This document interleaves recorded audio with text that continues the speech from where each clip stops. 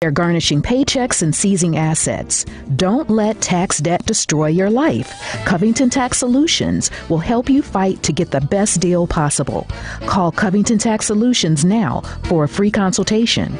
Call 872-257-4631. Call 872-257-4631. Covington Tax Solutions.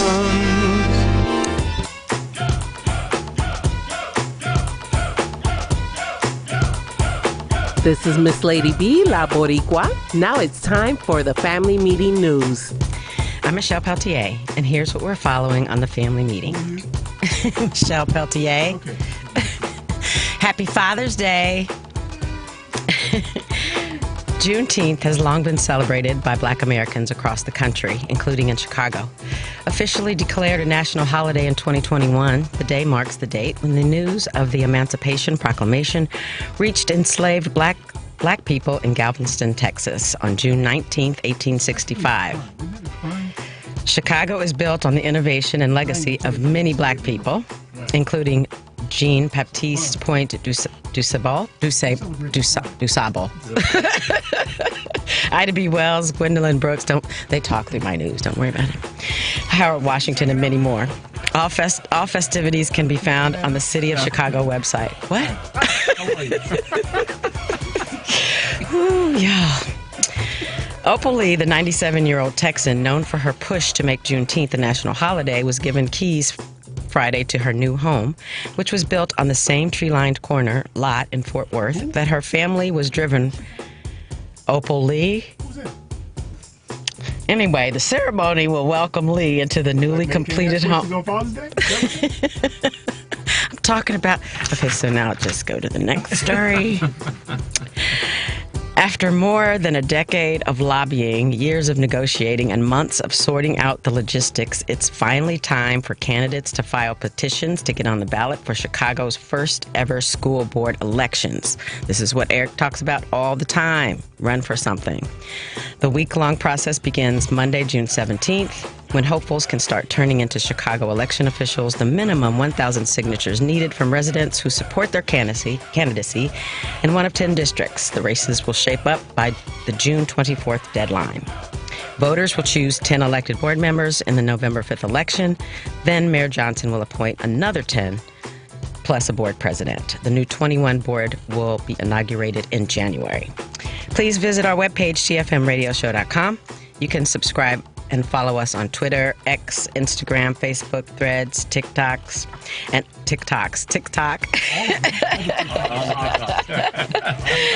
Also subscribe and follow our YouTube channel to view us live and receive reminders when we are on the air. I am Michelle Peltier. Don't go anywhere.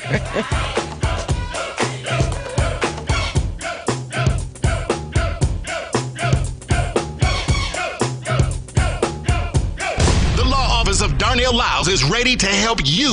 Whether it's personal injury, criminal, DUI, and OWI, nursing home, product liability, it doesn't matter. Call 219-939-9LAW. That's 219-939-9529. That's right. When you're driving and get into a wreck, you better call Darnell. Had a few drinks too many? A cop hits you with a DUI or OWI? I think you better call Darnell. Arrested and facing criminal charges, misdemeanor or felony? I think you better call Darnell. Purchase a product that causes you or a loved one harm? I think you better call Darnell. When your loved one is neglected and abused in a nursing home? I think you better call Darnell.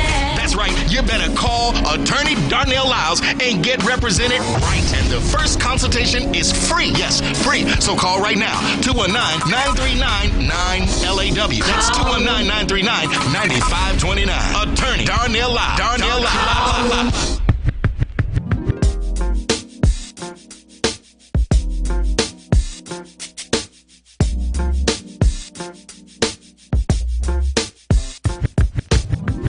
This is Melanie Martin Ware, Howard University alumni, class of 1990. I listen to the family meeting.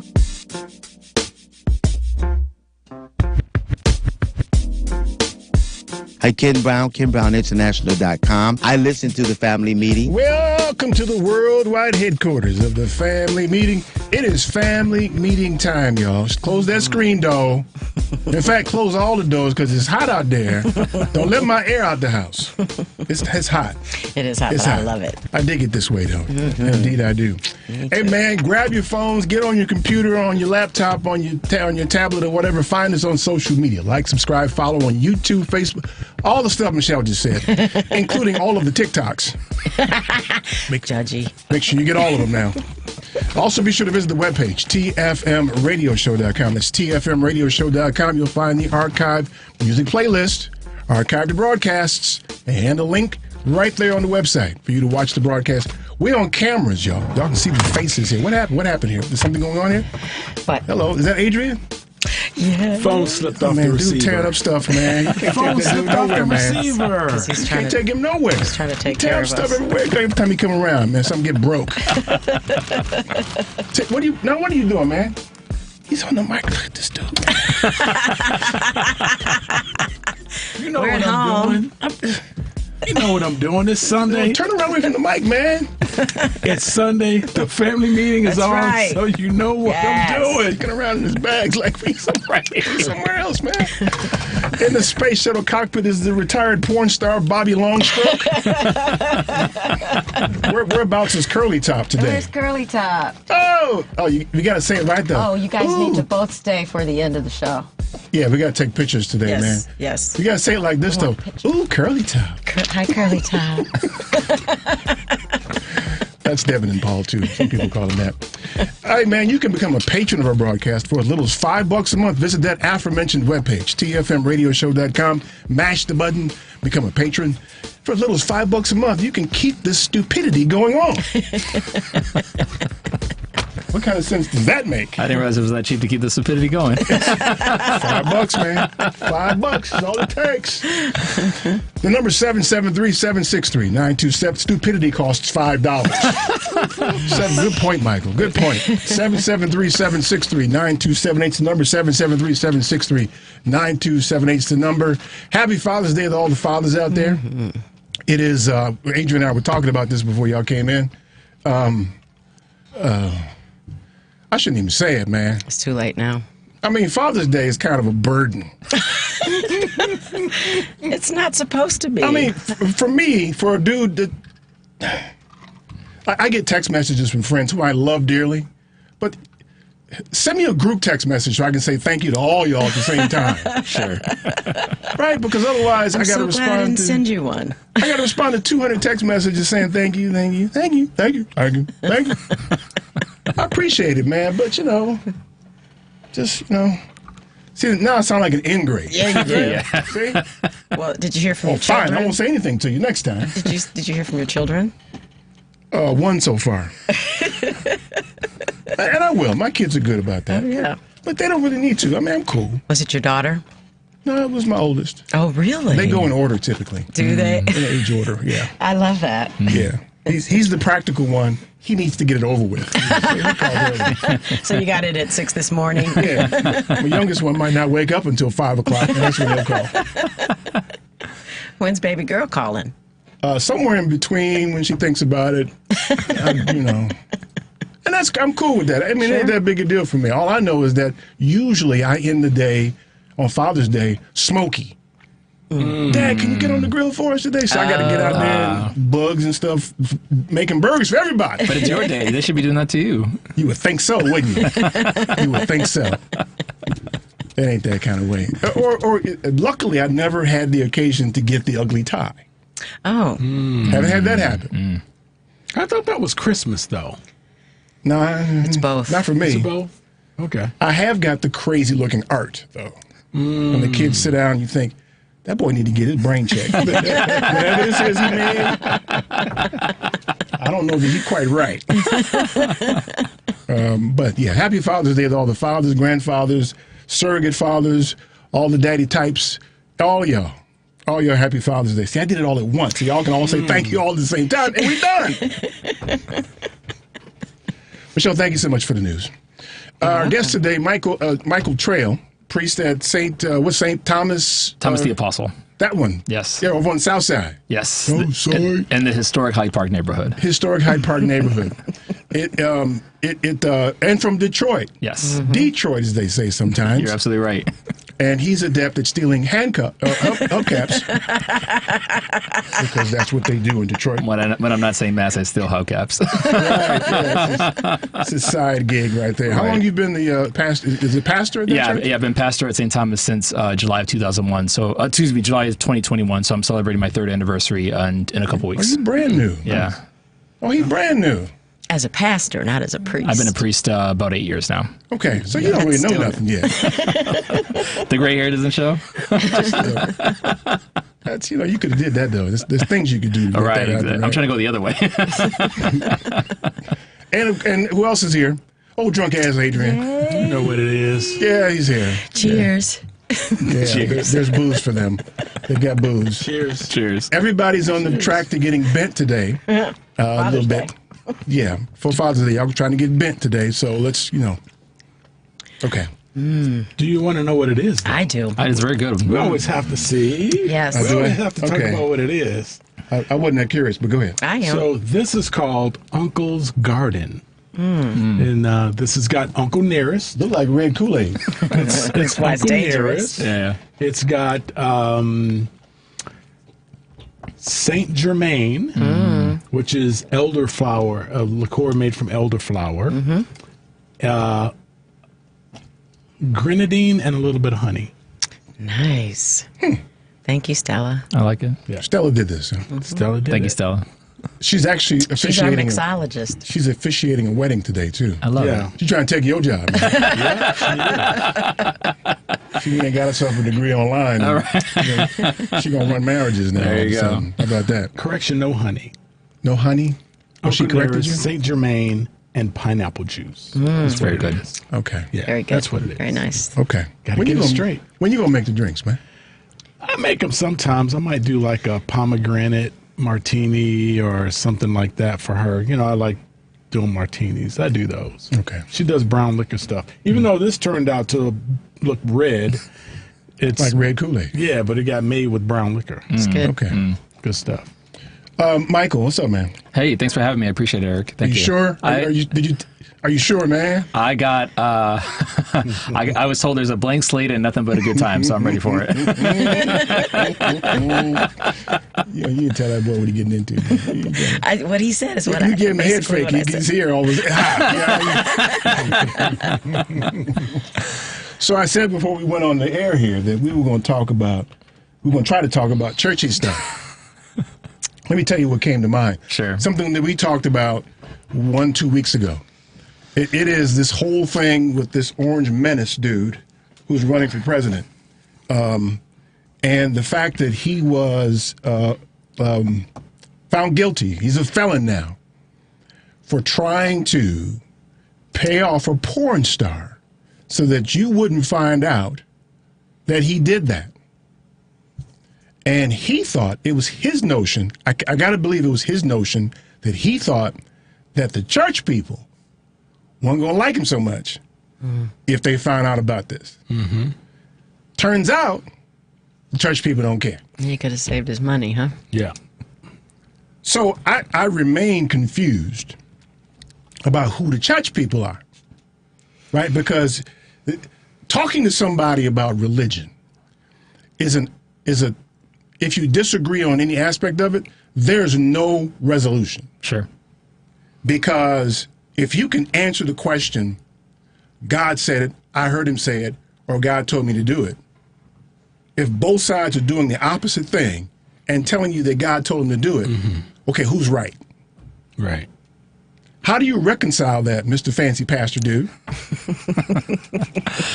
No, it's a good question, and I think that's the question for the ages, because if everyone uses that language of like, well, God told me this, and so I'm going to do what God told me to do, right? I think part of it though is finding ourselves. What is it that we're basing of what God told us to do, right? Are we doing that basis of our own opinion, or what we think, or is there this standard level of truth that everybody agrees upon? Because when there's at a center level of truth, then that becomes the basis by which It becomes the basis by which we can judge an act whether to be good or bad, right? Because most of what we're coming from is our context and our experience, right? Like, I'm from Detroit, and apparently still hubcaps from Detroit. So, and Eric, I don't know where you're from. And Eric, I don't know where you're from, but I know, you come with your own experience, your own context. You come with your life experience, your family dynamic, right? And that influences and shapes your decision-making process, right? And obviously, and you can throw in even your religious upbringing as well as that. But there's got to be some type of standard level of truth across the board that says, okay, here is a inherently good act. I'm gonna write that down, man. Here's an inherently bad act. Standard level of truth. Yes. That's okay. That's why I got the piece of paper. Y'all got fancy with computers. I just got stuck with a piece of paper. But there's got to be a standard. There's got to be a kind of a standard of truth that comes through by which we can judge an act to be good, neutral, or bad. Is that the Bible? I mean, what is that standard? I mean, I'm a Catholic, so for us, it's scripture and tradition. So it's what's revealed in the Word of God, but it's also our continued, longstanding belief of what we've always taught to be, what we know to be true. So it's curious you use that word tradition, though, because that's the word that they use. Right? I mean, the worst words you can say is it's always been that way. Oh, no, sure. But there's a difference between it's always been that way and versus tradition. The example that gets used all the time is like tradition with the big T and tradition with the little t. Tradition with the little t is the stuff like... We're in English class now. Yes.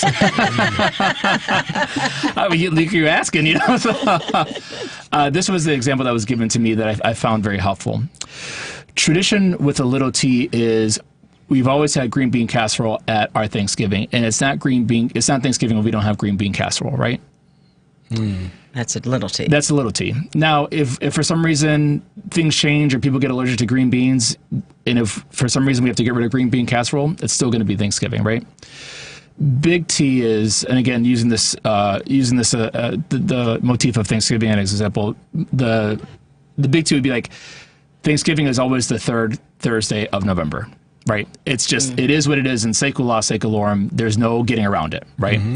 Now, the little stuff of how we celebrate it could change, right? The way in which we could honor it, right? The way, the emphasis that we put on certain things could change, that's little t. The big T is like, it's always Thanksgiving, right? And so I think that's the thing that people get hung up on very often. People get so focused on what the little t is. They get focused on like, oh, well, as a church, we've always done it this way, or our community in our religious expression has always done it this way. But again, it's not about the little t, we're talking about the big T. And so when I talk about tradition, I'm referring to the big T, like the big stuff that we believe, as religious people. Okay. Yeah. So one person says that I'm doing my godly duty to go here and kill these people who are politically opposite of me. And of course, the other side is, don't kill me because I'm political opposite of you. I mean, I think functionally, those of us in the room, we know who's right.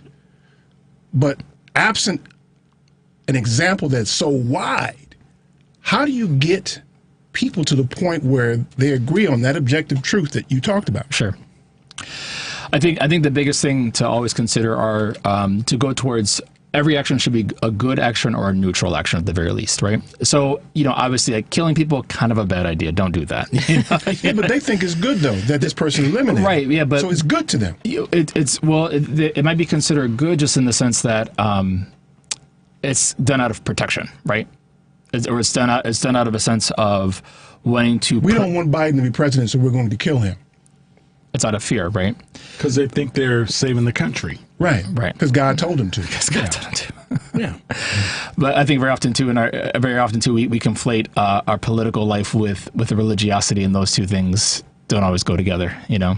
Yeah, to say the least. Yeah, I think we can all agree upon that. I mean, the whole thing is that, and it's tough for you though, because you're sitting here with us asking questions like this, and me, unfortunately, asking questions like this. I hope it becomes an exercise and makes you stronger. Sure, no, that's the whole point, right? That's the whole point. But I hear people win a basketball game. They thank God for that. So that means that God made the other person lose. I mean, so how you end up reconciling that. Yeah. So this is y'all chance. Y'all can ask too. You ain't got to ask Michael. You can ask us. You don't know nothing. I don't know anything either, so that makes a lot wrong. Except how to steal hubcaps. All right, exactly. I am an expert at that. Because he's from Detroit. Exactly, right. The number is 773-763-9278. Y'all get ready for this one, y'all. Push up the fader, bust the meter, shake the tweeter, bump it, well, well, well, bump it, well, well. Push up the fader, bust the meter, shake the tweeter, bump it, well, well, well, bump it,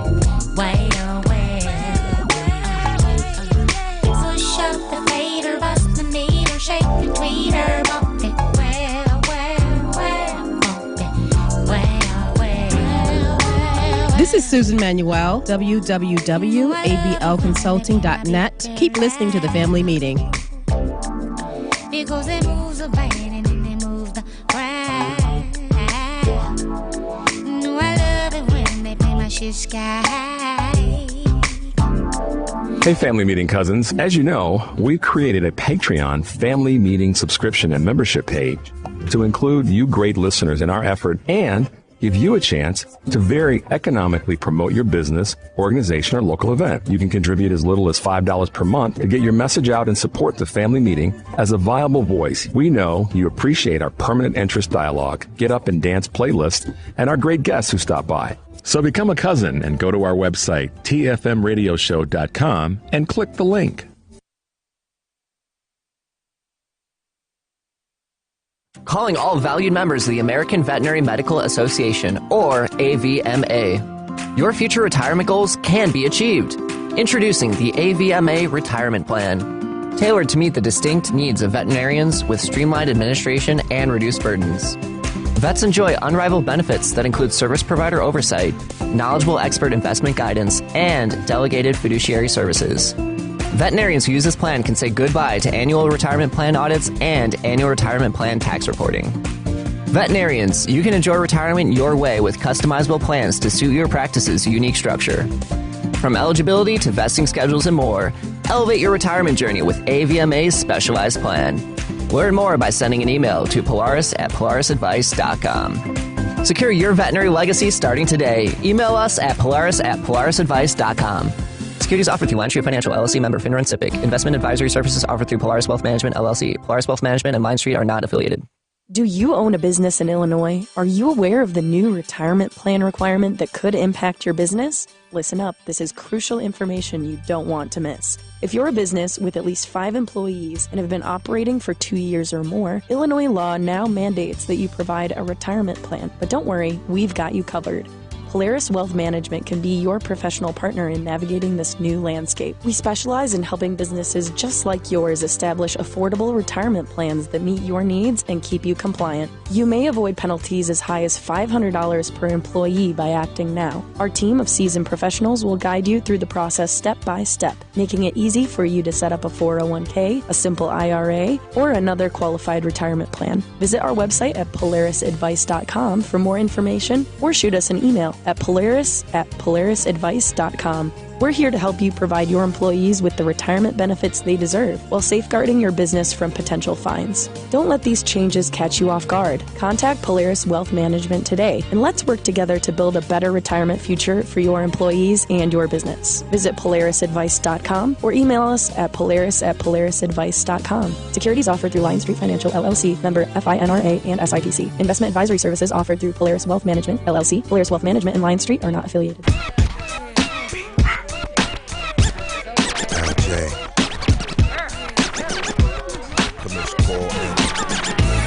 Tonight is the night. We gon' have a good time. Tonight is the night. We gon' have a good time. Tonight I wanna party. Can't wait to hook up with my crew. I'm so happy it's the weekend, 'cause I'm gonna let my hair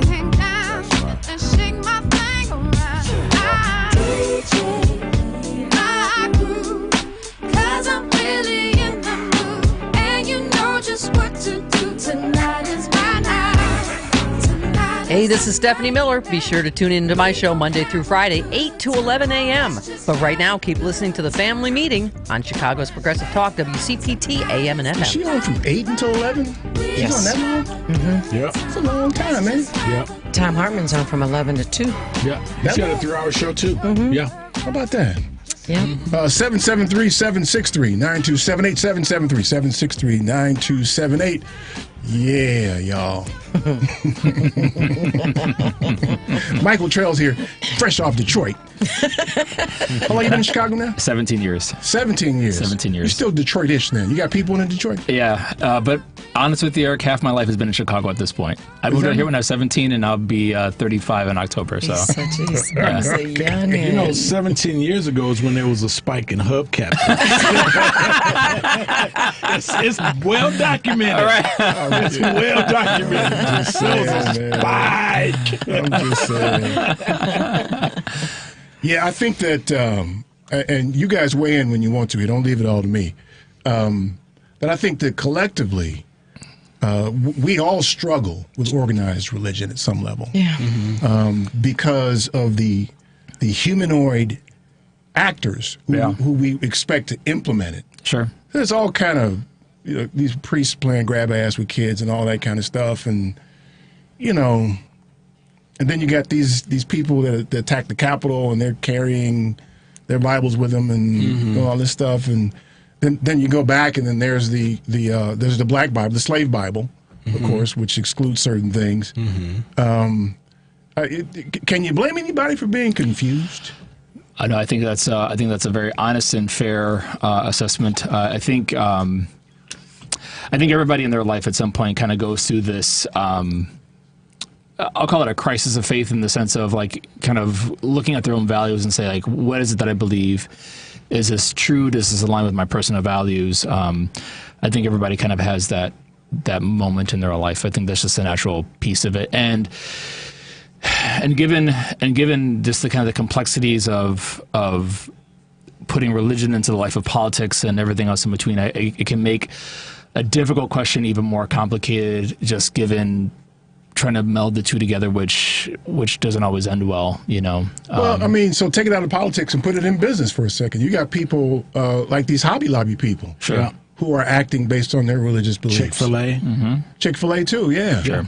So, I mean, it ends up being pervasive, and unfortunately, when it gets in the hands of people who have some sway in society, people are impacted. I mean, I would argue that the Supreme Court has made decisions based on their religious beliefs. Right. And not the law, per se. The whole thing just makes everybody confused. Yeah. And I'm not sure what to make of it. I'm not sure how anybody can have a discussion with somebody about what God told you to do, whether it's political, business, personal. Yeah. And not be able to come to a conclusion. Because you mentioned your personal beliefs. Some people believe that we can kill people who ain't good for us. Or they'll read the Bible literally and say, well, it said stone people. Well, in the basis They of start throwing slavery, rocks. They use religion to keep us enslaved too. So, right. That is true. That is true. Yeah, you struck a chord with me. With one of your last statements. So, I can remember that one of the arguments against John F. Kennedy becoming president, right, was that he was Catholic. He was Catholic, right? Yep. And they didn't want him running the United States with the Catholic Church, with their hand up his back as a puppet. Yep, because they thought right? the Pope would tell him what to do. Exactly. Right. Now you look at it. Now you got these people out here in politics trying to, go the route of America should be a theocracy now. But many of them hate the Pope because of his stance on the gay community. I'm not so arguing now the Pope that. ain't the dude no more. Yeah, I'm not arguing that. I'm just saying you got a bunch of people in Congress right now that are saying that, this is a Christian nation, right?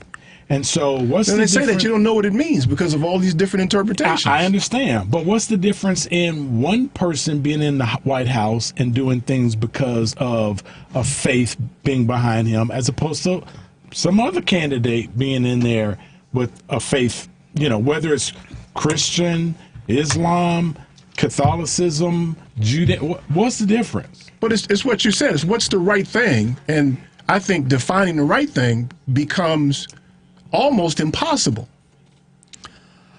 Yeah, I think I've always found that question, like between faith and politics, a fascinating one, because obviously, you know, people of faith, like there's a conviction there, right? So like they want to live out their faith, but also too they have to, as an elected official, you have to represent everyone, even if their views may be different than yours. And so, I think the proper thing or is to be able to say, okay, here are my beliefs, right, and they're my guiding principles that base my life and that ground my life, but also to being mindful that I'm an elected official that represents many different people with many different stances of political thought, moral thought, things like that, and so finding a way to balance those things out, you know, and that's a really tough position to be in, you know. Well, religion is not law. It's right? not. So I think we could use... Isn't it, though? It's a form of law, but it's not law.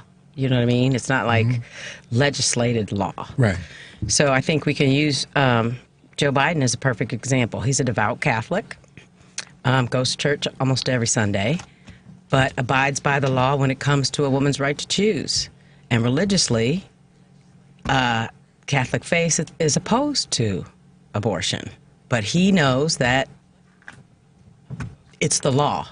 Okay, so back up a second. You used the word devout to describe him. Yes. What makes him devout? I'll tell you from what I see, because he goes to church. So going to church makes you devout?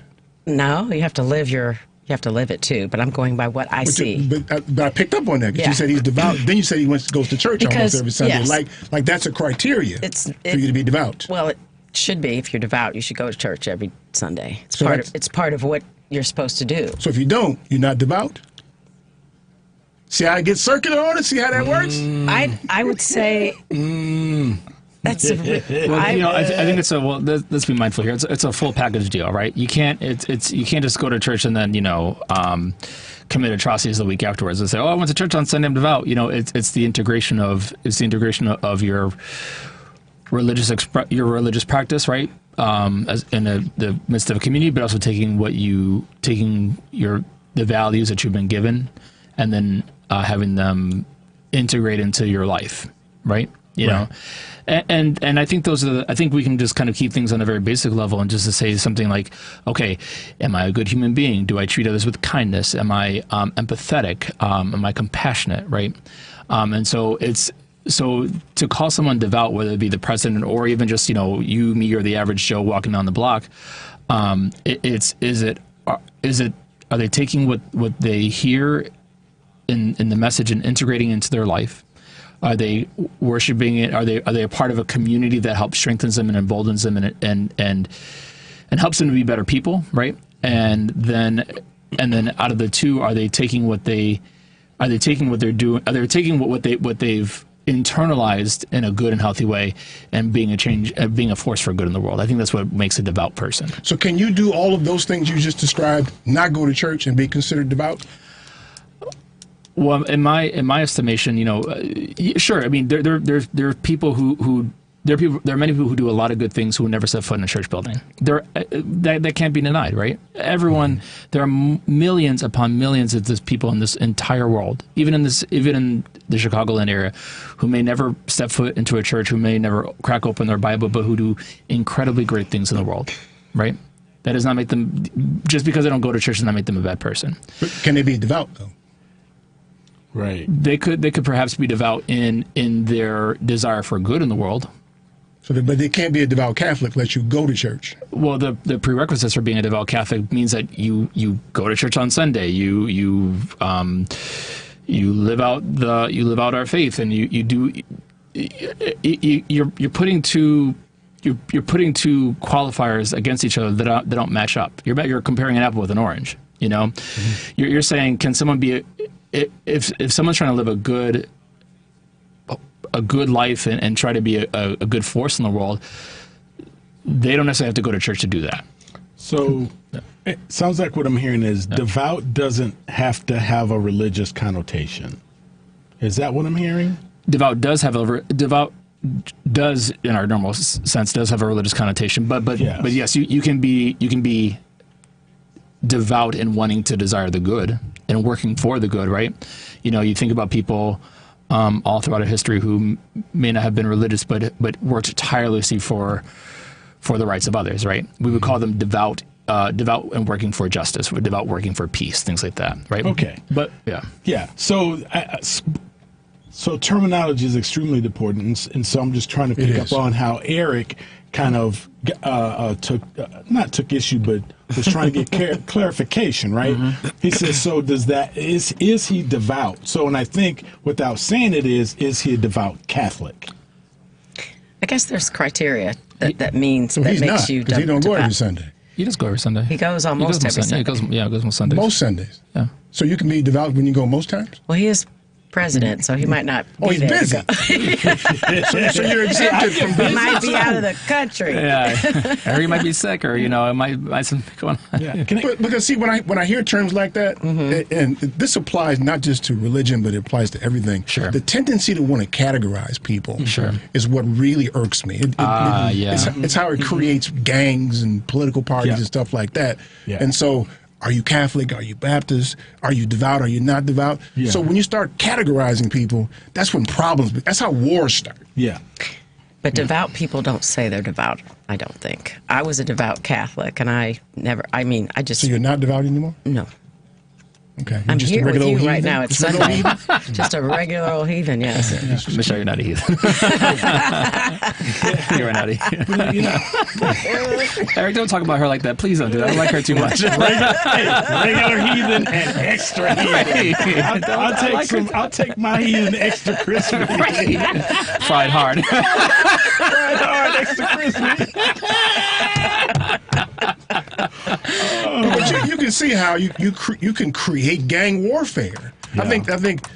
I don't know the stats, but it seems like the religions have participated in some of the most horrific wars, right? Yeah, because you ain't a part of our gang.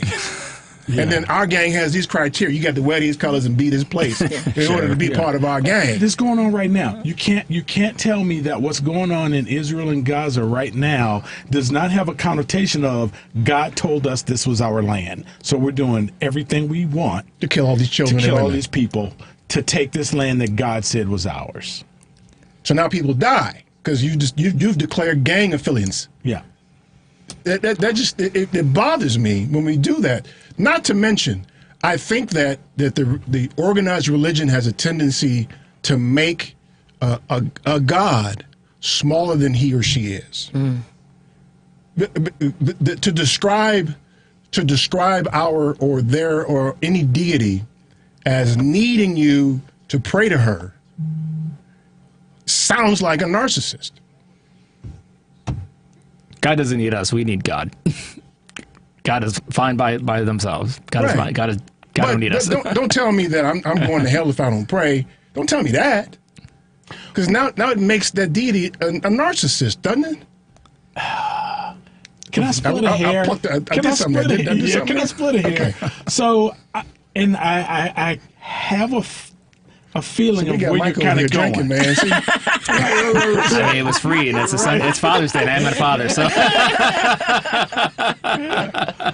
So I can see the prayer thing, because a lot of times prayer is where we're trying to have a communication to say, I did something wrong. Here are my faults. Can I get some assistance? Right? I'm praying because I. That's like your girlfriend saying, "You got to call me tonight, or else I'm mad at you." Right, but I think that's different than praise. Like you're saying, he doesn't. Why you praying to him? You're praying because you believe they can help you.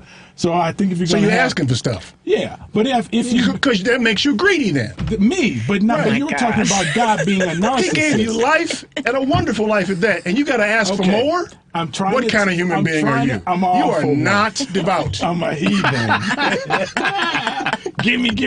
I'm a heathen. No, but I think greedy ass. If I could just say, maybe you have a problem with the praising part, right? Because I ain't got no problem with none of it. I don't. I'm just saying. I'm saying that the act creates all this stuff that creates gangs and warfare. Okay. I was going to the narcissist when you said it makes God a narcissist. I would say that. Why does a guy need me to praise a God? Well, right? That too, yeah. Now, I can understand why God would expect me to come and ask for okay, man, stop, man. You divine get Michael intervention. fired, man, because we done got him out on the edge now. I know.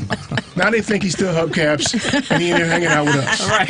See there? What's he doing in there with that I'm sorry, Mike. That's all right. They got him in there with a D and a heat. Is he drinking? What else he doing? Right. All right, y'all. The number The number is 773-763-9278. Stay tuned for more of the family meeting.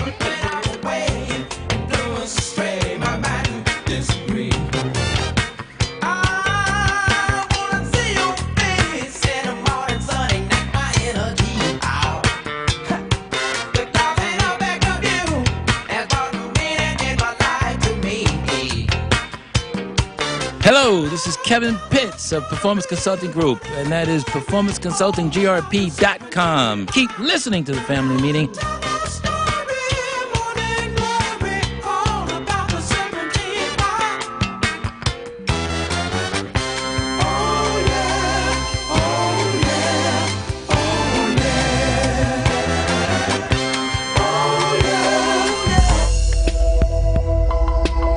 Hey Chicago, are you always on the go? Take the new Shy 311 app with you to find the information that you need, submit non-emergency city service requests, and much more. Download the new Shy 311 app, built with Chicagoans for Chicagoans. That's Shy 311 on the App Store or Google Play, or check it out online at 311.chicago.gov. Stay informed with Shy 311. It's your gateway to Chicago services. A basic and essential part of any financial plan is savings. Most of whatever cash you have will be there because you put it there, not necessarily because of some fancy investment. Now with Save and Plan, Polaris has introduced a way for you to get empowering financial advice. Save and Plan is simple. Just sign up to save on a systematic monthly basis directly from your account and gain access to a planner and our planning services. Once you sign up to save, Polaris will help you develop a customized financial plan and give you a real person to speak with. Your dedicated planner is just an email or phone call away. Save and Plan offers empowering advice for everyone. Visit us at polarisadvice.com and call us today at 312-951-2606 or email us at polarisadvice.com. That's 312-951-2606 or email us at polarisadvice.com. Save and Plan, empowering advice for everyone. Securities offered through Lion Street Financial LLC, member FINRA and SIPC. Investment advisor services offered through Lion Street Advisors LLC, registered investment advisors. Polaris Wealth Management and Lion Street Financial are not affiliated. A 2016 study estimated that 13.1 million Americans were victims of identity theft last year. Fight back against your identity being stolen by signing up for Identity Guard. Identity Guard monitors your credit and identity information with alerts that can help you respond quickly if certain changes indicating fraudulent activity are detected, as well as help protect your computer from viruses, key logging, and other serious threats. Plus, with Identity Guard's dynamic credit management resources and tools, you will have helpful information as you make better financial and credit decisions. Identity Guard includes $1 million identity theft insurance and lost wallet protection, and more if you ever do become a victim. Protect your ID for as little as $6 per month. Yes, that's only $6 per month by visiting lookaftermyid.com. That's lookaftermyid.com to securely sign up for Identity Guard today. About you. Wondering if you wear the same cologne.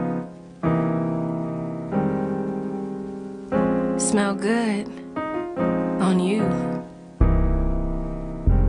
Had the next boyfriend of mine try that same kind. But it stunk on him though. You know what they say, everything ain't for everybody. But I tried anyway. You sure did smell good. Hey, yeah, you just run across my mind.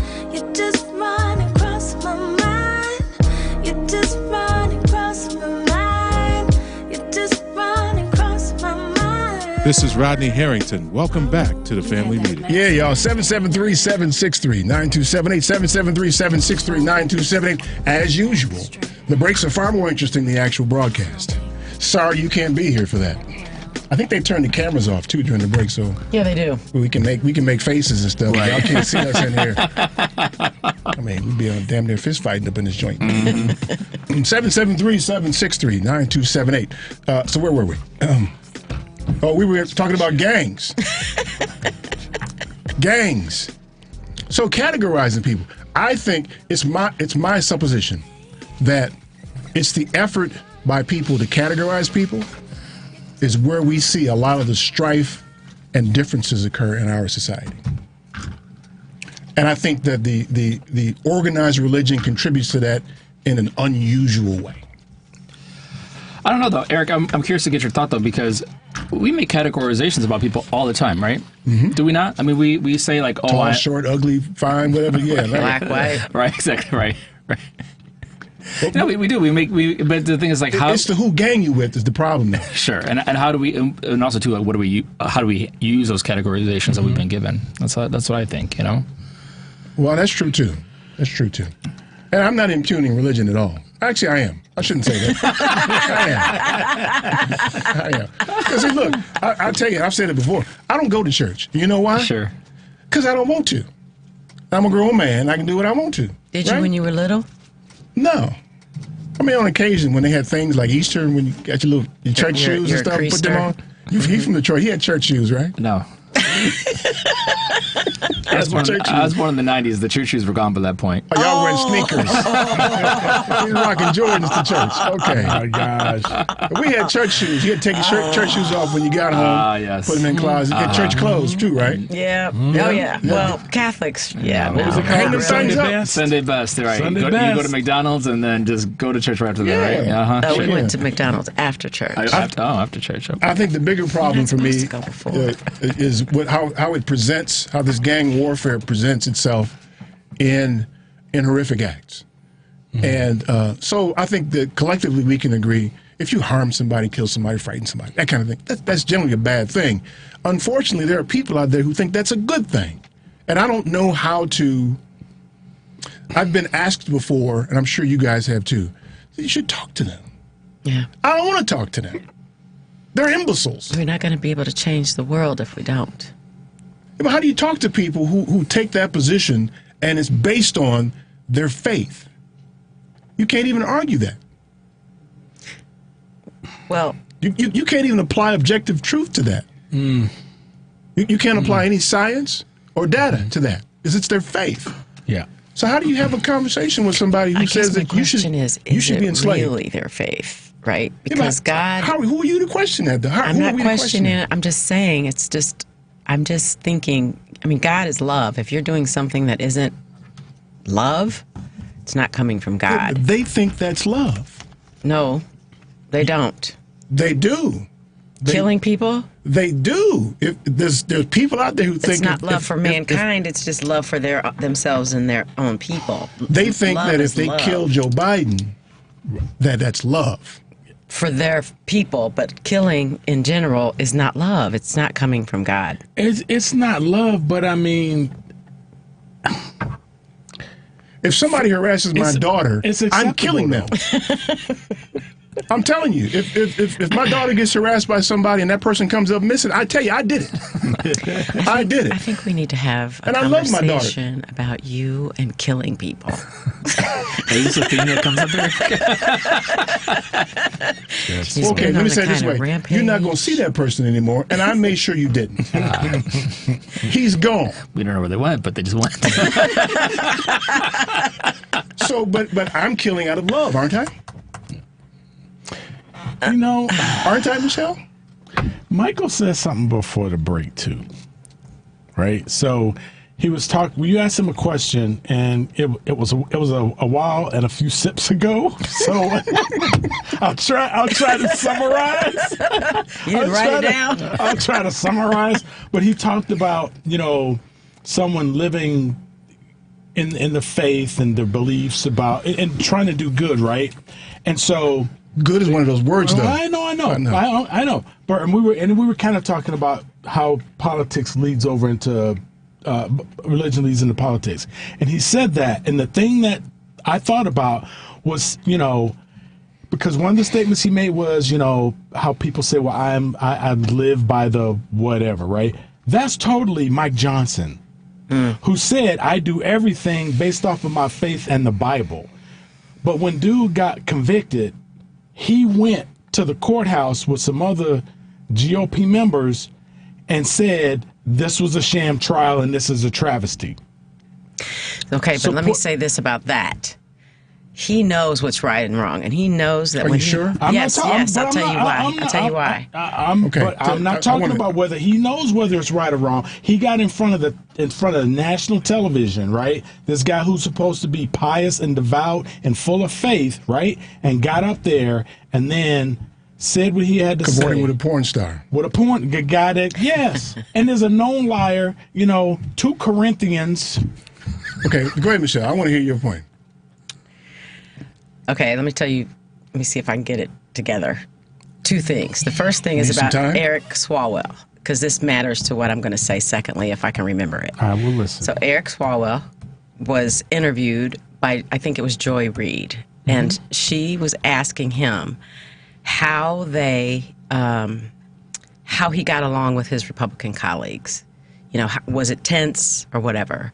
And he said, it's really funny because on the floor when we're battling it out and doing our thing, that's there. And he said, and when we leave, I'm still filled with that anger and still filled with that drive to make it right. And he said, and the Republicans, look, we're in the gym or whatever, and they're like, hey, Eric, how you doing, man? It's all theater for them. So my second thing, I think that was theater for him, Johnson. But when he was shown the records or the files for, was it Ukraine, to get the money there, I think he had a moment of conscience then and knew that giving money to Ukraine was the right thing to do. I feel like that was his religious side, but his political side did the other thing. That's what I think. I don't know if that was his religious side. He saw the numbers and he saw the deaths.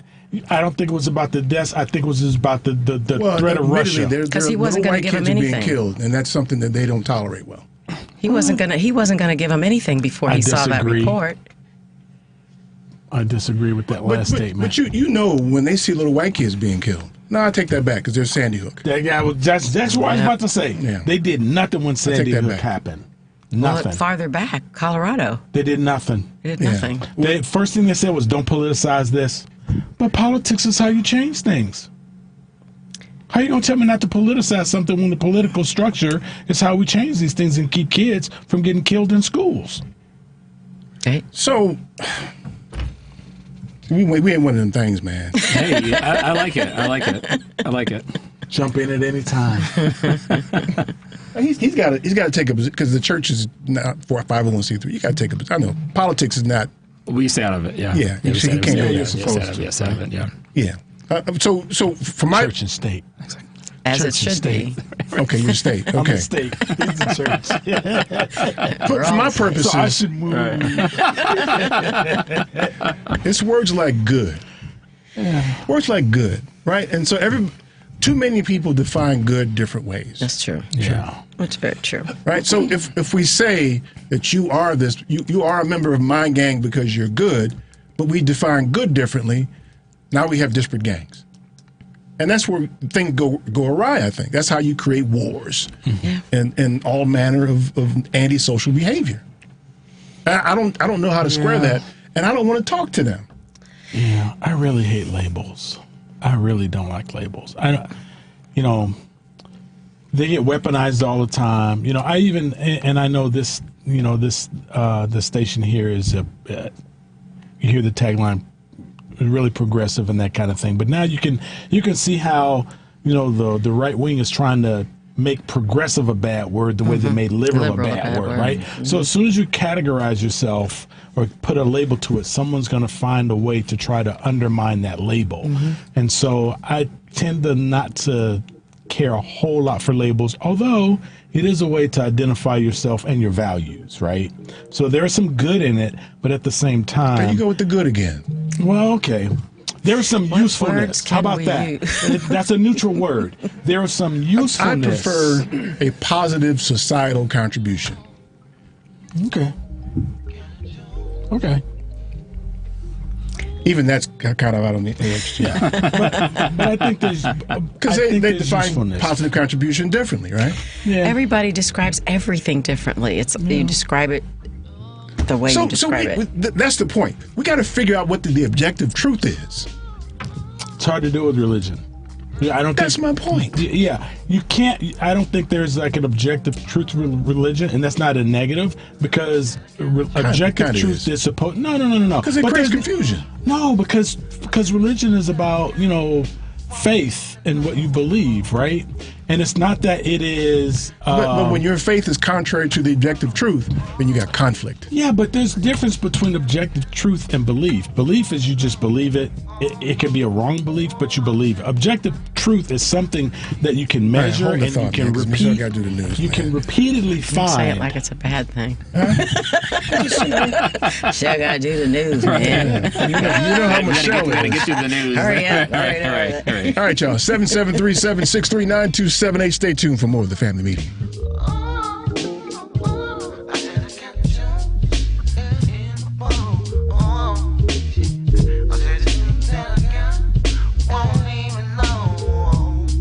This is Jason Brown, General Counsel of Dyson and Howard University alum. Keep listening to the family meeting.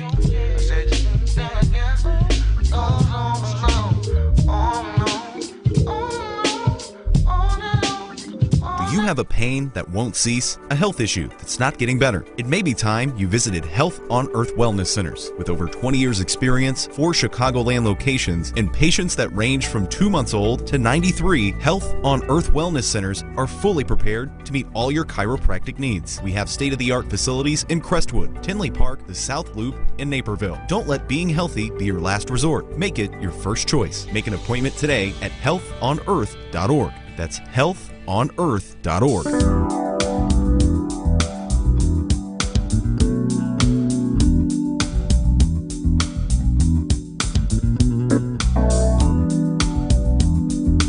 Hi, my name is Audra Wilson, and I'm the president and CEO of the Schreiber Center on Poverty Law. You can visit us at www.povertylaw.org. Hey, cousins. Now it's time for the family meeting news. This is Michelle Peltier, and here's more of what we are following on the family meeting. Oklahoma Supreme Court has dismissed a lawsuit by survivors of the 1921 Tulsa Race Massacre seeking reparations. The move upheld a judge's decision last year to dismiss the case for reparations for the violence and destruction of Black Wall Street, located in Tulsa's Greenwood neighborhood in 1921. Roughly 300 Black people were killed by a white mob that attacked the community. Lawyers for the survivors, Leslie Benningfield Randall, 109, and 110-year-old Viola Fletcher, argued that the effects of the massacre, including economic inequalities, racial disparities, trauma, can still be felt today. They sought for defendants to compensate victims, replace buildings, and return the land to the Black community.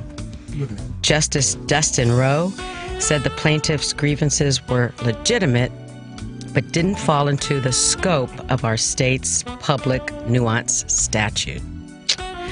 Lawyers for Randall and Fletcher said they will ask the court to reconsider its decision. Very sad. Mark Prieto, a 58-year-old white man, was indicted by a federal grand jury on charges of firearms trafficking, transferring of a firearm for use in a hate crime, and possession of an unregistered firearm, according to the U.S. Attorney's Office for the District of Arizona. The indictment claims that Prieto, had several discussions with 2 men earlier this year who were working with the FBI about his plans to commit a mass shooting that targeted African Americans and other minorities. Allegedly, he hoped that the shooting would cause a race war, just as the country was starting to focus on the 2024 presidential election. He faces 15 years for firearms trafficking, 10 years for possession of an unregistered firearm, and another 15 years for transfer of a firearm for use in a hate crime. Sean Diddy Combs, key to New York City, has officially been rescinded less than a year after it was issued. In a letter sent to Diddy dated June 4th, Adams said he was deeply disturbed by the video footage and asked him to immediately return the key. Well, he's not devout. The key to New York City is described as a beloved symbol of civic recognition and gratitude reserved for individuals whose service to the public and common good rises to the highest level of achievement. And Diddy did return the key. Yes, he did. Please visit our webpage, cfmradioshow.com, our new webpage. You can subscribe and follow us on Twitter, Instagram, Facebook, Threads, TikTok. Also, subscribe and follow our YouTube channel to view us live and receive reminders when we are on the air. I'm Michelle Peltier. Don't go anywhere.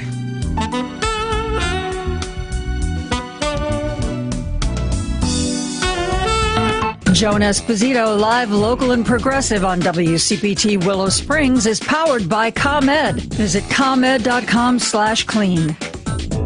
Itsashort.com. The website is itsashort.com, spelled ITSASHORT.com. We are the best designation on the internet for award-winning short film, video, and web series. Artists are from all over the world. They are award-winning from various festivals, but you can find us at info@itsashort.com, customer care at itsashort.com, and we'll get back to you straight away.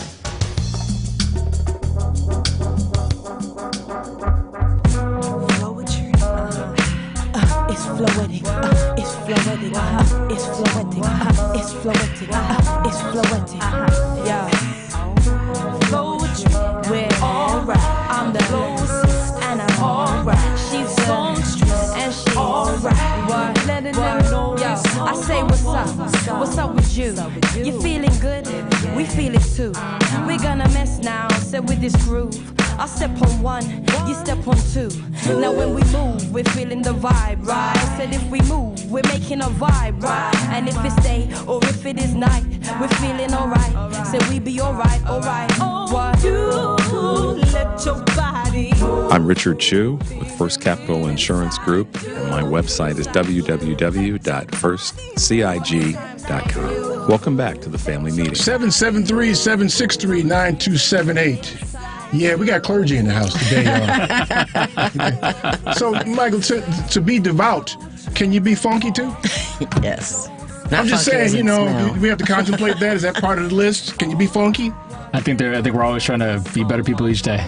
You know? You can be funky. That ain't what I said, man. You know that ain't what I said. You from Detroit, man. You know what funky is now. I know what funky is. Come on, man. They allow y'all, shake like that thing. Shake that thing. Shagadelic. Yeah, right. Come on, let me tell you something about my dear friend. Can you say this on the air? He can dance really, really well. Oh, so you can shake that thing. Couple leads, I can do it. Yes, he can. I didn't know if you could be devout and shake that thing. Yes, you can. He can. He does. Okay. He wasn't born a priest, so he probably got some groove in him. Right. Back in the hubcap till the day. Right. Got it. See, I didn't know him during that time, so I knew him. The hubcap days? No, I didn't know. I know him as a priest. So I knew him as a priest. Yeah. You pay your way through college with the hubcaps? Yes, absolutely. And I'm still paying for it. That's what we do, right? Here's a reminder for everybody that we have a golf outing we're sponsoring to raise scholarship money for a worthy high school student. Yes. Yes, that's August the 2nd in Franklin, Wisconsin. Mm-hmm. And listen, I forgot to tell you, you don't have to play golf. You can just come hang out if you want to, right? Or you can give money. Or you can give money. Or you can give money because you know Michelle will be driving a golf cart. I feel judgment, Judgy McJudge said. Michelle's going to pile on a cart like she's on Benny Hill. Right. With Stella, my wife, and any number of females who will probably be consuming red liquor. Whatever color Stella brings us is what we're going to be drinking. And driving around the course, probably going to end up in the water somewhere. Judgy McJudgerson. I'm just saying. I can drive. You should come if only to see that. Right? Because It's not that she can't drive. Thank you. It's just that she doesn't drive. She chooses not to drive. Thank you so much. That's August the 2nd. Visit the website tfmradioshow.com. Click the link and at least give a donation. In that Benny Hill music. But it's so apropos. You don't like the Benny Hill music?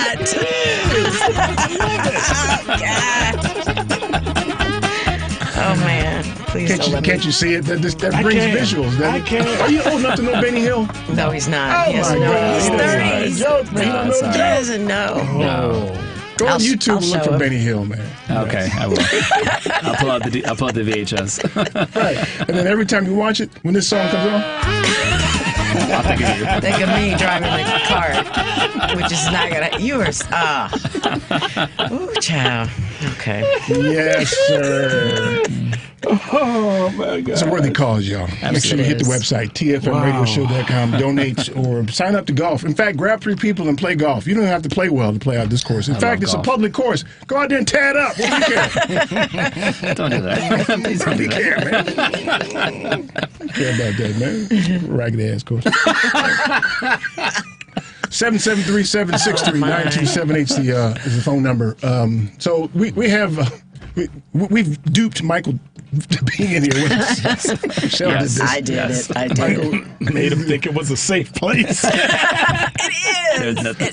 is. So, what do you consider the head priest, or what? I'm the pastor. Yeah. The pastor. I'm the Okay, pastor, he's yes. the pastor of St. Thomas the Apostle Catholic Church in historic Hyde Park. Yes. I don't think we refer to it as historic, do we? Yes, we do. Park. That's Hyde Park. Yeah. Whenever you see it in print, it's historic. Let me tell you a Detroit story. Tell me. When I was in high school, I had gone to Detroit to play basketball. And I ended up in Highland Park. What? Yeah, I know Highland Park. Yeah, I know you do. Yeah. Right? So I'm in Highland Park. I'm hooping. And I'm killing people. Literally or figuratively? So you know Highland Park. And so someone decided they'd had enough of that. And they were like, listen, you and your compadres can leave the court, but leave the ball here. Okay. And they had weapons. Oh. To make us leave. I see. Oh, so whose ball was it? Was it your ball? It was our ball. Yeah. It wasn't anymore. Yeah, it wasn't. We decided the weapons trump. Yeah, sure. It turned into a community ball real quick. Yeah, you can keep that old stinking ball. I like the ball no way, right? like, here go your stinking $5. I didn't want it anyway. So I didn't want it anyway. Keep your little stinking book. So yeah, Michael got duped in by Michelle to be in here with us, and we've taken him out to the edge. Just a little bit. It's all right. That's it. I'm glad to be here. Yeah, you good, man. You good. Can I tell people real quickly how I know him? Is it legal? It can be good? I think so. I You hope could so. be my child, okay? Okay. That makes it kind of worse. But, go ahead. I'll have my hand on the little beeper here in case you get out on the edge here. So, did we become friends before you were a priest? Because you said you've only been a priest for 8 years. I feel like I've known you. Before I was a priest, You were yes. Before I was a deacon. priest. Yes, I was. So I worked at the church, Holy Name Cathedral, and Father Michael used to come and do what we call the High Holy Masses, the ordinations for priests and deacons. And I'd help out. He would come and help out because you need more than the pastor at the cathedral to do those kinds of A lot of lifting and stuff, furniture moving. Yeah, a lot of furniture moving. furniture moving, Literally. training for other people. Yeah. And he came one day, and we sat in the kitchen of the office that I was working in. Yeah. And we became fast friends, and Just that like was that. 10 years ago almost. At least, yeah. Were you eating Fig Newtons or anything? No. But he was good to me when my parents were with me. He would come and visit and talk to my parents. And when he eulogized my mother. Does she have on? She was closed. She was Okay. closed. That was an off-air conversation that we had about my mother. That's and why her I didn't nudity. say it. I was asking you. Margie was a nice lady. But he eulogized my mother, and so what people didn't know is that he and a couple of other priests would spend time coming to my place to visit me and to visit the P's. And I was in 3101 at the time, and he stood up there at the ambo and was like, when we go to 3101, and just told everybody. Where you live? Giving out her address and everything. And that priests were hanging out there. She had the party house. She was the cool mom. Wow. Did you have Fig Newtons there? No, we don't have Fig Newtons. You know it ain't a party without Fig Newtons. I don't want to go to your parties, Eric. I really don't. You dig Fig Newtons, don't you, man? Come on, man. They're okay, but when I was a kid and we used to have to go I want to your explanation.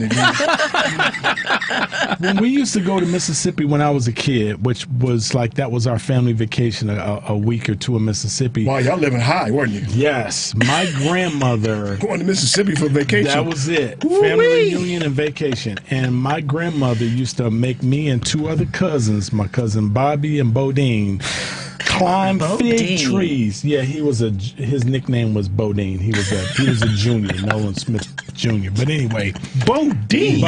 Lord Jesus. Hey, he lived. Got the pastor over here calling Jesus about that, man. He lived in Mississippi. He didn't travel to Mississippi. Me and Bobby, northern names, traveled to Mississippi. Bodine lived in Mississippi.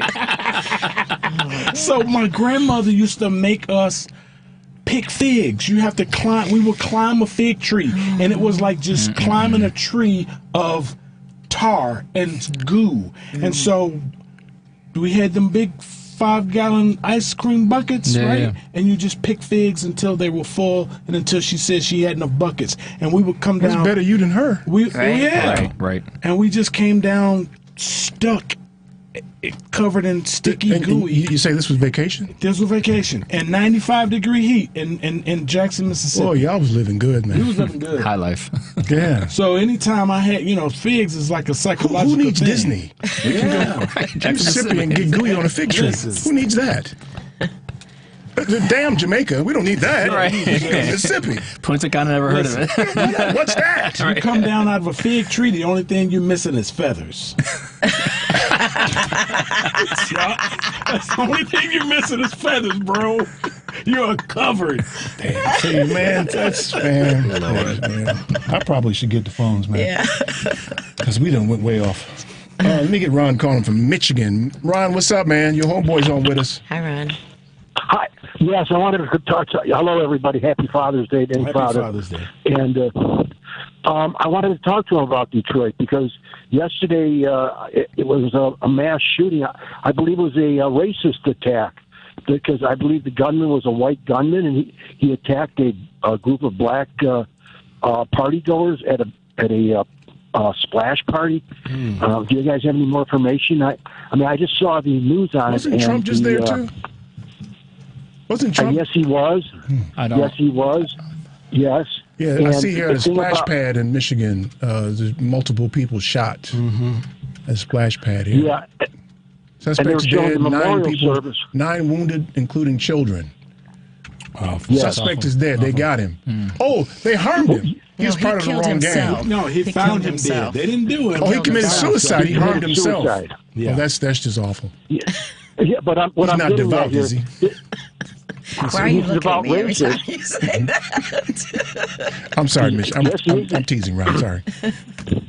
He is a devout racist, in my opinion, because I think he was white. I'm speculating here, but I'm going by his name. And the memorial service, they showed black people at the memorial service. So I'm guessing it was part of the Juneteenth attack around the nation here. It's a primer for white supremacists to show them this is the Trump way. Come win or lose the election, and I think we must be prepared for this. Plain and simple. Yeah, I know we do. But can I tell you a dad story real quick? Please do. One of my favorites. My dad had a little garage in Chicago on the north side, and one day he came in, and it was burglarized. Burglars came through the skylight, and they, it was junky used tool, but there was this, bread and butter. They took drills, grinders, sanders, and so it was like on a Monday that the robbery, burglary took place, and so Sunday we usually go down to Maxwell Street, and so my dad went down there. I went with him to find the tools, and sure enough, there was a guy selling the tools. Because he had J&R scratched on the tools, and he wore his work shirt J&R, and he walked up to the guy and says, "Those are my tools. I'm taking them." The guy said, take them. It's no problem. I don't know where they came from. But just the dad story, Maxwell Street, we never spent enough time with Dad. But what can I tell you? Never can get enough time with Dad. Right. Never can. That's true. Hey, Ron, I appreciate it, man. Be safe up there. Thank you, folks. You too. You bet, man. Take care. Your dad still living, Michael? No, both my parents are deceased. Are they? Mm-hmm. Yours living? My dad is gone. My mom's still here. Okay. I know yours. We know both of mine are gone. Yeah. That's actually pretty awful. Oh, my father, I was a daddy's girl, so you know what that looks like from your perspective. I got a daddy's girl. And I always had a safe place to land. I miss my father a lot. Yeah. 4 years in October, he will be gone. Yeah, that's the hard part about it, isn't it? Yeah. Yeah. Let me get Ed calling from Hoffman Estates here. Hey, Ed, what's up, man? Hey, how's it going? Thanks for doing the show for Father's Day, guys. Happy Father's Day. I'm a father for Father's Day. Yeah. My question to you is, going back to religion, can a society or a civilization exist without some sort of deity to worship and some sort of rule setting that takes place? If you look at the Hawaiians, they developed their own religion, if you call it that, and their own society. We came into Hawaii and we just corrupted the whole place with our own religion. So you're asking, is religion necessary?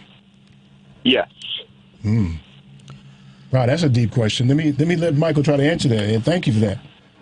I'm not an expert in the subject of kind of like world history in terms of like world religions and things like that, but I think no matter who you are, I think there's always a search for something more other than outside of yourself. It might be formalized as religion. It might be coalesce as a group to say, okay, we're going to do this thing. But I think no matter who you are, there's something that if you're really doing some real thinking, I think you think, okay, there's something outside of myself that I want to kind of look towards or kind of find an answer in, so again, being an expert in world religions and world history and things like that, I'm sure there may be some society that has lived and operated without religion, but I think we all look for something that's pursuing, and that's something that's just something more than ourselves. But you're kind of a company man too, though, aren't you? I'm a person of faith, so yeah, of course, yes. I mean, yeah, but He's so awful. I know, right? Just so awful. Because you can't say the opposite. No, we don't need religion. You can't say that, right? Not as a man of faith. But people live without religion, though. Yeah, it's a good thing. I believe in it. Well, he's a company man. But why would he say that, though? That you can't live with? You don't believe that you can't necessarily. People do live without a religious tenet or a religious belief. Yeah, I don't think his question was can people. I think his question was can society. But the way that he framed the question was that have there been people in our history that have lived without religion? And my answer is I don't. Answer. Yeah, I don't know the answer to that. So well, I mean, I think clearly yes. People have lived without religion. People are. Yeah, atheists are clearly those people. Yeah. But can we organize? Can we be an organized, cohesive unit absent religion? That's a great question. I think societies, whether ancient or modern day, left to their own devices, would eventually kind of attribute things that they can't explain to some higher power. Right? I think they just would. But so here's the opposite side of that answer, right? So if we were to conclude that you don't need a religion to have an organized society, that says that we wouldn't spiral into war and chaos and then eliminate the human race. We're right in the business now of trying to eliminate the human race right now. Yeah. Yeah. So, I mean, does eliminating religion make us stop? Would it make us pay more attention to science versus faith. Oh, see, I did it to you that time, didn't I? Yeah, I don't think that people who are religious don't believe in science, though. There are some, but I don't think that they are. But so the people who deny global warming now, they're not all religious people. No. But a lot of them claim to be religious people. In fact, some of them have gone as far as to say, well, it's God's will for the earth to warm. So they're using religion and denying science. They are. But that's that gang, right? It's a different gang. Yeah. Now we're fighting. Yeah, I had an interesting conversation with my mom about this religion and science debate because I'm really in the, it's not that I'm not in the religious camp, but I'm just really, really, really in the science camp because of, you know, my curiosity, and I'm an engineer and all that. And so she asked me a question, and I said, what makes you think that God didn't give us all of this intellect for all of this science? They don't have to be exclusive. So that was me talking to my mom, who's deeply religious, and kind of. Did she slap you in the mouth for that? No, but you know, like it got really out there because we talked about like life among the stars and all that, and the possibility. And I'm just like, well, if He created us, He created them too. Right. Sure. If you believe He created us, He had to create them, right? And so, what makes you think that He didn't bestow all this knowledge that we have to create everything and be scientific and understand science? Oh, smarty pants over here. Let's pick up on that. So they don't have to be exclusive. Oh, smarty pants think he said something smart that time, didn't he? No, I just don't think they have to be exclusive. 773-763-9278. Stay tuned for more of the Family Meeting.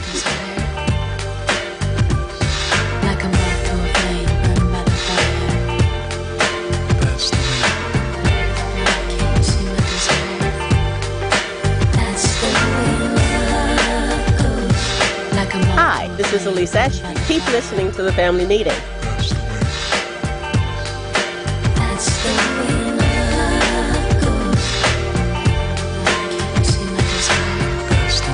Do you own a business in Illinois? Are you aware of the new retirement plan requirement that could impact your business? Listen up, this is crucial information you don't want to miss. If you're a business with at least 5 employees and have been operating for 2 years or more, Illinois law now mandates that you provide a retirement plan. But don't worry, we've got you covered. Polaris Wealth Management can be your professional partner in navigating this new landscape. We specialize in helping businesses just like yours establish affordable retirement plans that meet your needs and keep you compliant. You may avoid penalties as high as $500 per employee by acting now. Our team of seasoned professionals will guide you through the process step by step, making it easy for you to set up a 401k, a simple IRA, or another qualified retirement plan. Visit our website at polarisadvice.com for more information or shoot us an email at polarisadvice.com. We're here to help you provide your employees with the retirement benefits they deserve while safeguarding your business from potential fines. Don't let these changes catch you off guard. Contact Polaris Wealth Management today and let's work together to build a better retirement future for your employees and your business. Visit polarisadvice.com or email us at polarisadvice.com. Securities offered through Lion Street Financial LLC, member FINRA and SIPC. Investment advisory services offered through Polaris Wealth Management LLC. Polaris Wealth Management and Lion Street are not affiliated. A 2016 study estimates that 13.1 million Americans were victims of identity theft that year. Fight back against identity theft by signing up for Identity Guard. Identity Guard monitors your credit and identity information with alerts that can help you respond quickly if certain changes indicating fraudulent activity are detected, as well as help protect your computer from viruses, keylogging, and other serious threats. Plus, with Identity Guard's dynamic credit management resources and tools, you will have helpful information as you make better financial and credit decisions. Identity Guard includes $1 million identity theft insurance and lost wallet protection, and more if you ever do become a victim. Protect your ID by visiting lookaftermyid.com. That's lookaftermyid.com to securely sign up for Identity Guard today. Polaris is introducing a way for you to get empowering financial advice, save, and plan. If you are like a lot of people, you'd like to work with a financial planner, but don't know if you earn or have enough to invest. Save and Plan will allow us to work with nearly anyone from young professionals to retirees looking to travel the world. Save and Plan is simple. Just sign up to save on a systematic monthly basis directly from your account and gain access to a planner and our planning services. Once you sign up, Polaris gives you a customized financial plan, a real person to speak with, and information to help you make good financial decisions. Your dedicated planner is just an email or phone call away. Save and Plan offers empowering advice for everyone. Visit us at polarisadvice.com. Call us today at 312-951-2606 or email us at polarisadvice.com. That's 312-951-2606 or email us at polarisadvice.com. Save and Plan, empowering advice for everyone. Securities, insurance, and advisory services offered through FSC Securities Corporation. Member FINRA SIPC. Insurance services offered through Polaris Insurance Agency, Inc., which is not affiliated with FSC Securities Corporation. So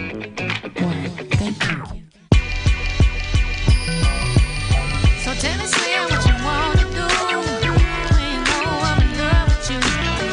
Third time that I turn around, love for you, but you can't define. Life is ain't fine with me. I'm in love with a bumblebee. Ooh, Slim, boy, you kill me. You're so sweet to me. Oh, honey, yeah. You're so sweet.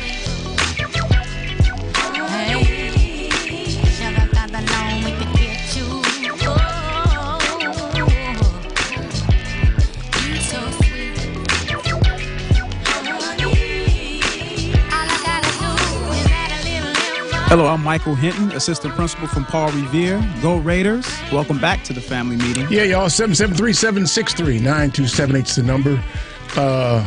So you see how this goes, Mike? I'm getting a sense of what's going on. It only took me about an hour and a half, but I finally get that. we started from nowhere, and an hour and a half later, we are in something. We are definitely in something. Yeah. Alcohol delays the synapses. That's why it took him so long. I looked up at the time. I was like, how did we get here? Like, what are we talking about? I ask that question every week. What the hell happened? Right. What's this? I get people ask me during the week, what did y'all talk about? First off, you should have been listening. But Right. Aside from that, I don't remember. Right. Michelle's going to have to owe me dinner after this and a drink. Maybe two. I'm going to be tab now. So. When they ask you what you talked about, you should give them the answer from the mayor of New York, from Eric Adams. No. What was the movie Spike Lee joint? Do the Right Thing. Oh. Remember the guy, the mayor, when he was like, when the cops asked him a question, and dude said, "Those who know won't tell. Those who would tell don't know." When people ask you, what y'all talking about on the show, Eric? That's what you ought to tell them. Okay, I'll stir that one up then. Yeah. Let me get Dan calling from Lombard. My man Dan, what's up, man? Hi, Dan. Hey, how you doing? Sorry to be that guy.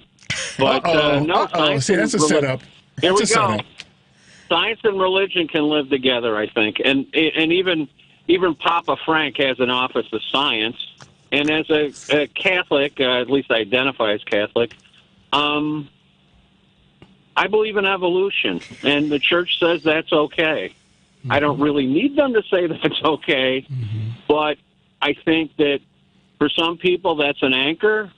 I think one of our problems is we have people identifying themselves as any particular religion, but let's say Christian, because that's the one I'm most familiar with, but they don't actually follow Christ. And they're not even close. How do you know that, though? I mean, it's left to interpretation, isn't it? No. Well, yeah, I mean, sure. He talked about fig trees. He went up to the date tree and said, "No, I want dates. I'm just going to kill this tree." So I don't know what story is telling me, but I know he says, "Hey, he without sin cast the first stone. When you see someone hungry, feed them. If they're without shelter, shelter them. Give them clothing. Visit the prisoners." Those things are pretty easy, simple. They're just not easy. What about the hard ones, though? What about the hard ones where you're supposed to stone people for certain behavior? What about those? But that you just went to the story of he without sin cast the first stone. That's in the Old Testament. Mm-hmm. And Christ said, I came to wipe that stuff out. And the Sermon on the Mount tells us how to behave. Dan now, read his when Bible, tells us how to behave, it gives us a roadmap. Yes, those things were going on when Christ walked the earth because he was Jewish and he was living under Jewish laws. So he said, why are we stoning this woman? And it's, well, she's an adulterer. And by the way, stoning is a horrific death. But the point is, he said, how do you know? You saw somebody get stoned? No, I saw something that described how it's done, and it's brutal. Okay. It's absolutely brutal. I mean, get hit by a rock hurts. I know what you mean, though. Yeah. Yeah, but I mean, what they do is they make sure it's not too big, so it takes longer. There's a whole science to this. People are cruel. This is, you know, I mean, but that was then. There's supposed to be a cleave in what we understood as what God wants from us. I don't know, maybe he needed that thing before. I have no idea. I can't explain the mysteries of the universe. But the mysteries of the universe make me believe that there's something that sets something in motion. Did she just step back and go, oh, I'm done, let's see what happened? I don't know. Those are way above my pay grade, man. Way above. Give you a raise, man. But yeah, you give me all the money in the world, I still won't be able to figure it out. I believe that there is, and I'm stepping on a bunch of heresies in here. God is within us and without us. How's that one? No, that's we have the power. What did he say? Act back up a second. Wait, back up a second. Say that again and then give the explanation. Within us and without us. He's outside of us and he's in us. And he exists, you know, that we're going back to the Old Testament where he says, you know, who are you? And God says, I am who am. Which means, A, none of your business. B, you don't name me because naming is owning. We know that because we name our children, we name our pets. There was a time when people named other people when they took them from another country so that they said, I'm the owner, that's your name. And so what I'm saying is science and religion can live sort of side by side. In fact, before there was science, you know, we thought, oh, the sun went away. That's bad, you know, an eclipse. It's just a belief system that's backed up with one of your favorite words and mine too, data. You know, we have the scientific method. Hey, we have a question. Why does this occur?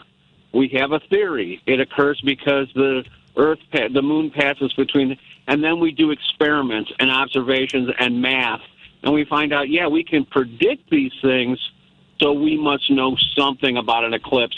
It's not a giant she-wolf eating the sun and then spitting it Dan, back that's out. enough. You've blown our mind. That's enough. That's enough, Dan. Thank you for that. I agree with you, though, that they can be side by side. I agree. Hey, Dan, I appreciate it, man. Thanks, man. Yeah. Thanks, Dan. Oh, thank you. Appreciate you, folks. You Bye. bet, man. Take care. Take care. What'd you say, man? I agree with him, Dan. They don't have to be exclusive. They can coexist side by side. Yeah. Okay, you said they can. They can exist side by side. They don't have to be, you know, exclusive. Okay, we'll just ask the expert, man, because he's like the dude. Well, again, you don't know. I just said it's my belief. It's my belief. Yeah, but you don't know nothing. He knows things. Well, okay, but I can still have a belief. I can not know anything. And I think during the break, Eric, you said like I didn't know anything because I was so young. So. You don't really know nothing, though. I don't have to know. I can just believe. I don't need science to believe. No, I think you know, science and faith can coexist, and they can coexist beautifully. There is the scientific method. during the break, we were talking a little bit about just like, the gift of the mind, and that we've been given this great gift, and like that's something that can't be knocked, and these are the scientific method provides provable things, and we can prove that the earth is round, we can prove that that it rotates and this and that, everything else in between, right? What faith does is faith is not there to contradict that. Faith is not saying like, oh, well, if science is this, well, faith says that. I think what faith does is it helps us answer the deeper questions that science cannot answer. The questions like, who am I? Who am I made to be? What am I called to do? How am I called to live? Right? Mm-hmm. And those can live in those two things can live in coexistence of one another, right? Mm-hmm. Because again, the scientific method can prove so many real things, right? Climate change, the need for the way that the solar system and the world and the universe, everything else works, right? Mm-hmm. Faith is the question of who am I? Who am I in relation to myself, in my relationship with other people, and in my relationship with God? Two different kind of questions, but they can live in harmony with one another. Mm-hmm. So we run into problems when people begin to answer that question which would require them to engage in antisocial behavior. Sorry, one more time. So you said, "Who am I?" Yeah. Is really the question you want to ask. Sure. When they define themselves as the person who needs to kill the president, then we got a problem. Yeah. I mean, sure. Yeah. No killing. Right. She wants me to talk to that dude. Can we just agree across the board? Killing is bad. Like, I want you to talk to that dude because I think language is important. You're really specific in language and words too. And when people think of a conversation as a confrontation, I think that makes it adversarial. When I think you can have a conversation with somebody who is wants to kill the president of you. You may be able to talk him out of it, is my point. You want me to have a conversation with a dude that wants to kill the president, that thinks he should die? That's what you want? There are people walking around that think you and I should not be here. Let me tell you this. As someone who has difficult conversations often for a living, as you can imagine. Really? I'm so happy to be invited. Thank you very much. I would say here's the biggest lesson that I've learned personally. So just take my own personal gleaning for someone who knows nothing, right? Mm-hmm. I think the biggest thing that I've learned in my 30-something years of life and in my 8 years of doing what I do is the more that I am grounded in who I am and my belief system, but also have an openness to say, okay, where are you coming from? And have an openness to say, let me hear you out, and let me hear your experience, let me hear your worldview, let me hear your dynamic that helps me understand a better person of who you are. And I do that with a spirit of openness. That breaks down a lot of walls. And so even though we may walk away and say, hey, I still believe this and you still may believe that, and I'm not going to the extreme about the whole like killing the president thing. So let's take 9 steps back from that. But just the general sense of, if I'm walking in with good intentions and in going in good faith and saying, yes, I believe what I believe and I'm grounded in that, but I want to be open to hear what you have to say. I want to be open to hear saying who you are in your experience. I think that's where more of the dialogue can happen in a healthy and conductive way. So then you're also saying that extreme person, you can't. I'm not saying that. I'm just trying to keep our conversation in terms of something that's more manageable and attainable. Okay, you want to take the easy road? Okay. No. Wait. Let me build the blocks here. Give me a second. Build the blocks here. Right. No, sure, of course. We're going to have difficult people, right? We're going to have people who are going to vehemently disagree with us. We're going to have people who are blinded by their own sense of like this is what I have to do, and it may be completely at odds, right? It's usually fear-induced for these people. It usually is fear-induced. They're afraid somebody's going to do something. Right, exactly, right. Or they're going to lose some. Right, or something's going to be taken away from to lose something taken away from them, or their peace or their sense of security is going to be threatened, right? Mm-hmm. But I would say for to generalize here, and I think this is a fair generalization I'll make, I think the vast majority of people, I hope, and I truly believe, that people are really just trying to do their very best to be good people, right? Of course, we're always going to have the extremes, naturally, right? But I think when you talk to the vast majority of people, it's easy to hide behind a social media account. It's easy to hide behind a comment or where you talk in all caps or things like that, right? It's easy to hide behind that. But when we when both parties, when all of us do the real work of being open and say, hey, let's chat, even if we may agree or disagree, I think we will have a lot more empathy for one another. Yeah. That's what you think too?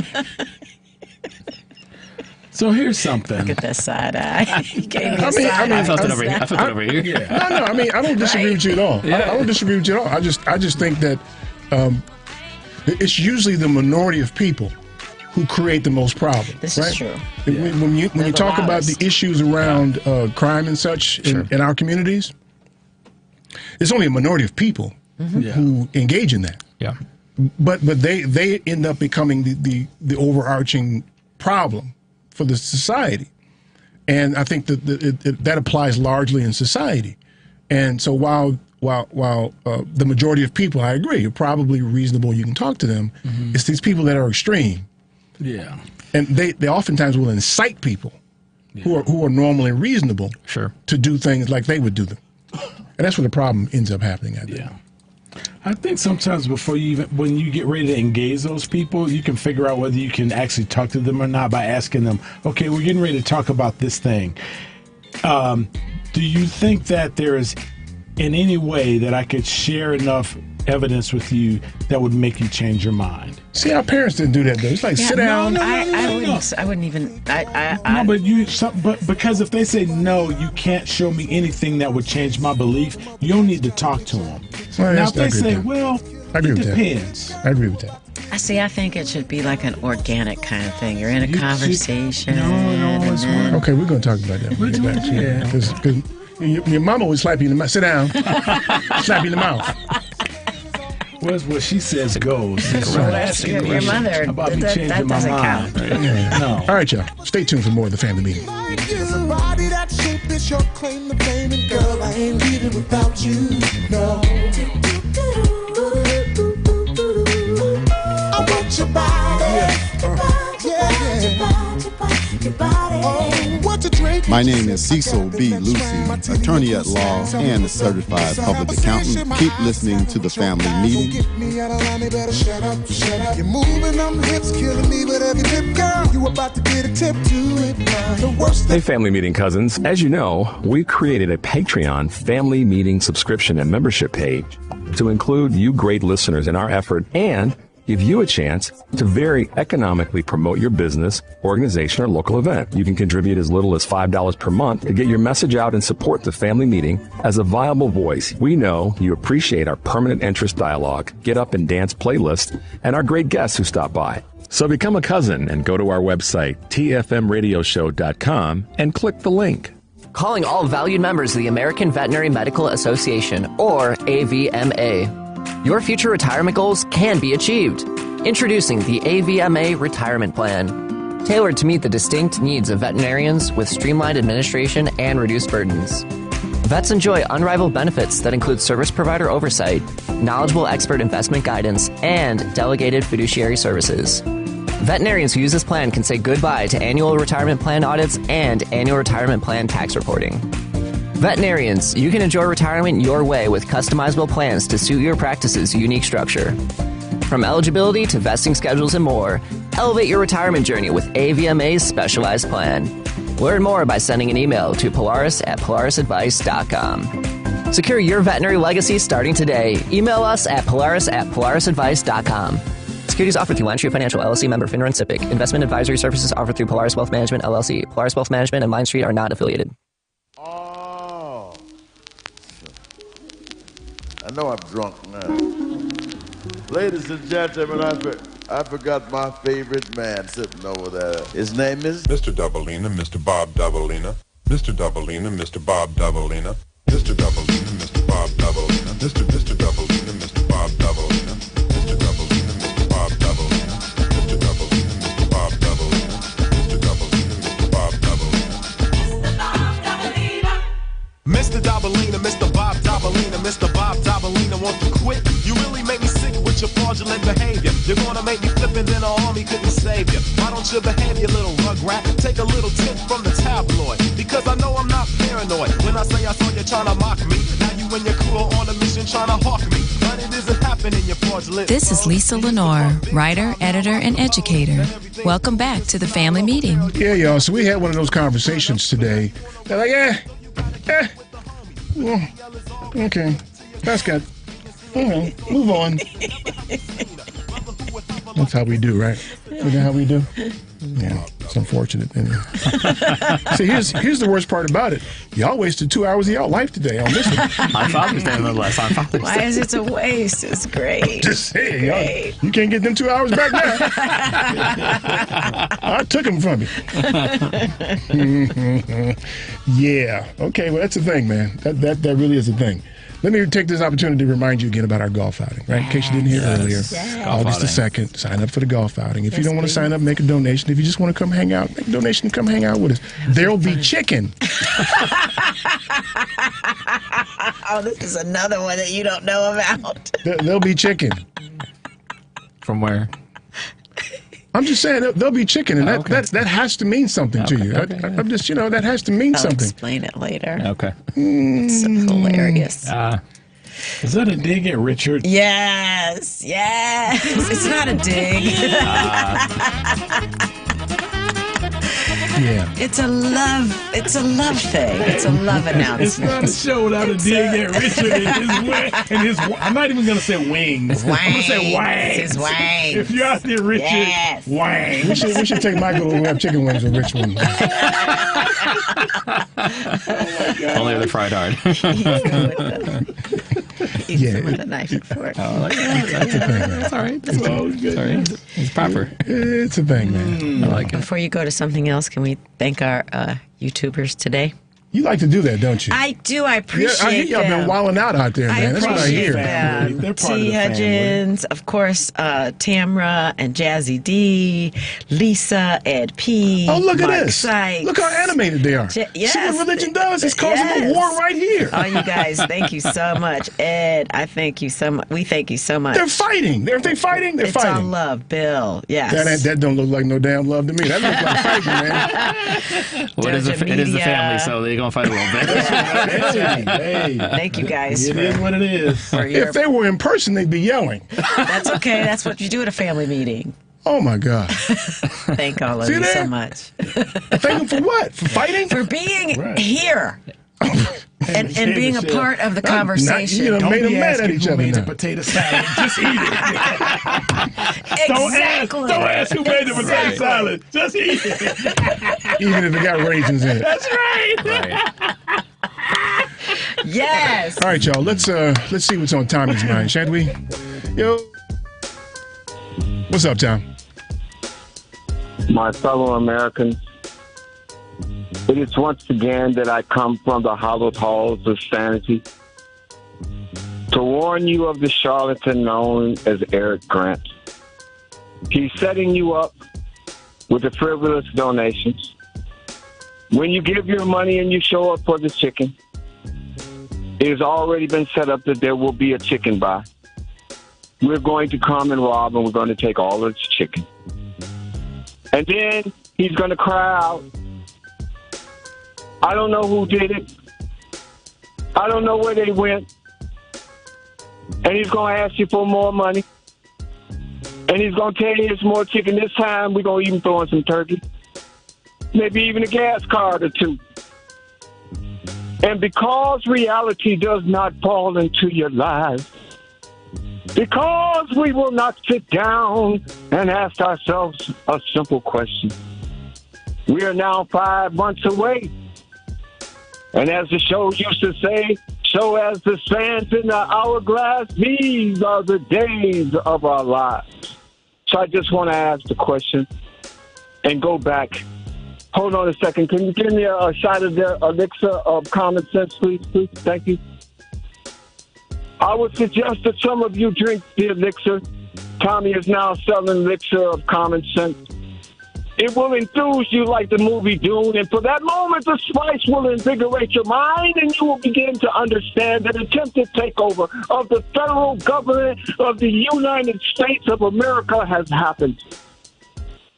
No matter how you want to wrestle with it, no matter whose names are involved in it, the greatest country on the face of the earth The one where the founding fathers who had the slaves was inside getting high. They was using crack, folks. Yeah, they was smoking crack. They was drinking. Yes, Lord, they was drinking. They was in there singing.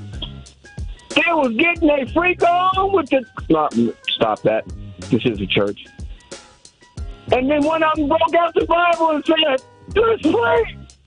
And they messed around and said, "Oh, Lord, bless this country, one nation under God, with liberty and justice for all."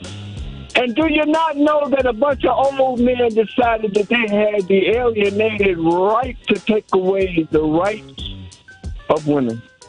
Thus enthusing God to now touch the elders of all those who have died for this place that we call democracy, as I close.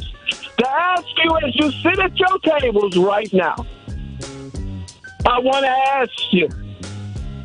I want to ask you to search your hearts and minds and ask you, do you honestly believe that the blood that was shed on the distant sands, that the greatest country on the face of the earth, the only one that was left standing, the only one that said, "No, you will not take away our rights. You will not enslave us. One nation under God, we stand as one. I don't care what's going on in this country. I don't care what we've done to one another. You will not come here." And here it is at our doorsteps, folks. Keep listening to the family meeting. This is a non-political question for you. I need to ask you, come November, we will be on the brink of civil war. History is repeating itself, as it's clear as day. Because the person who will take over the reins, should it be the Republican Party, will now be the greatest henchman in the world, because do your research. History proves that no nation who's ever tried to take over the world has succeeded. Not one. And that there was only one nation left standing that stopped evil, and that was America. Good night. Have a great Father's Day. And one last thing. If Joe Biden was to do anything, the one thing he would do is possibly give every living and dead Vietnam veteran the Congressional Medal of Honor. The greatest military force embarrassed, went to babysit and died. Babysitting, couldn't fight. And all of the nations in the United States of America, all of the, what do you call them, the reserves or whatever they are, they need to go and they need to get them. They need to pick them up wherever they are, since they're all in the streets. And them aliens or whoever. That's our contribution to your community's safety. Because if Tommy don't get it out here, he gonna be in your neighborhood throwing bricks. He's still getting it out. He's still talking. Man. He's still getting it out. Yeah, that happens. Thanks for I that, don't think I've Tommy. ever seen you do that before. Yeah, it's, that's not Tom. He can be throwing bricks somewhere for that. Yeah. You drinking with us? I don't know. Vicariously, maybe? Yes. Was that live? Yeah. Oh, yeah. okay. Michael, what should we know about the church, man? Y'all got a school attached to the church, right? We do, yes, yeah. I think my son was there for a summer program one time. Sure, yeah. So I love our place. So we're 154 years old, so we were founded in 1869, and so we've always been on the corner of 55th and Kim Park. We were in Hyde Park before Hyde Park was incorporated in the city of Chicago. We're in our third church building, which is we're celebrating 100 years of praying in the same building. We're on the National Register of Historic Places. It's a beautiful, beautiful place. We're described as the first modern Catholic church in the United States. Our tagline, which I think is absolutely appropriate and really, really beautiful for a church, is our motto is God's people in extraordinary variety. And our motto for us... What was that again, guys? What? People in extraordinary variety. Because what I love about Hyde Park is that the whole world comes to Hyde Park. You know, it's a really beautifully integrated community. We have people we did a survey, we have people from about 47 different countries that worship with us each and every single weekend. How many people? 47 different countries that come together. Oh, okay. On any given weekend, we see anywhere from, 500 to 700 people over our services. We have a school. founded in 1888. So we just finished our 136th year of educating God's children in extraordinary variety, and I'm looking forward to another great year and to see what God has in store for us. So your building was built, open in 1869, you said?